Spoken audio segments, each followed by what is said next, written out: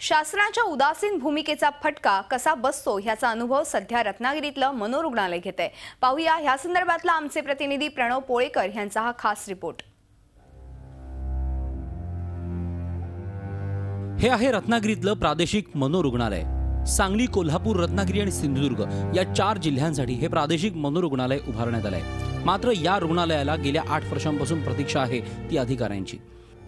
या रुग्णालयातली 1-2 नव्हे तर तब्बल 45 पदं रिक्त आहेत। सध्या हे रुग्णालय सेवानिवृत्त मानसोपचार तज्ज्ञांच्या मदतीनं सुरू आहे। तर प्रशासकीय कामकाज शासकीय रुग्णालयाचे वैद्यकीय अधिकारी पाहतायत। तब्बल 8 वर्षांपासून प्रशासकीय अधिकारी, वैद्यकीय अधिकारी आणि वैद्यकीय उप अधीक्षक अशी महत्त्वाची पदं रिक्त आहेत। मंजूर पदं 144 आहेत।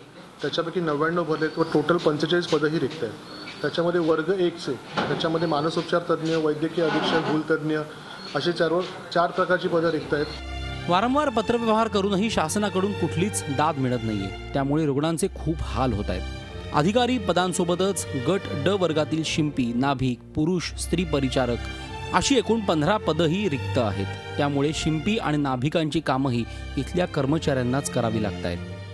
जो कर्मचारी म्हणजे जो शिपाई म्हणून आहे, त्या शिपायाला अगदी पेशंटची दाढी सुद्धा करावी लागते आणि त्याला भूल वगैरे द्यायची असले तर तिथे सहाय्यक म्हणून सुद्धा काम करावं लागतं।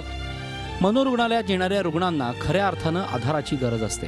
मात्र शासनाच्या उदासीन धोरणामुळेच या मनोरुग्णालयात अधिकाऱ्यांअभावी तोच मिळत नाहीये। शासकीय यंत्रणेमधली असणारी उदासीनता किती असू शकते हे या प्रादेशिक मनोरुग्णालयामध्ये आल्यानंतर कळतं।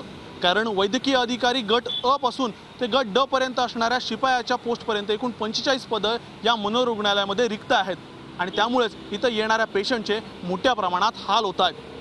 व्हिडिओ जर्नलिस्ट दीपक मोहितेसह Pranav Polekar, Zee media, Ratnagiri. Zee 24 तास रहा एक पाऊल पुढे।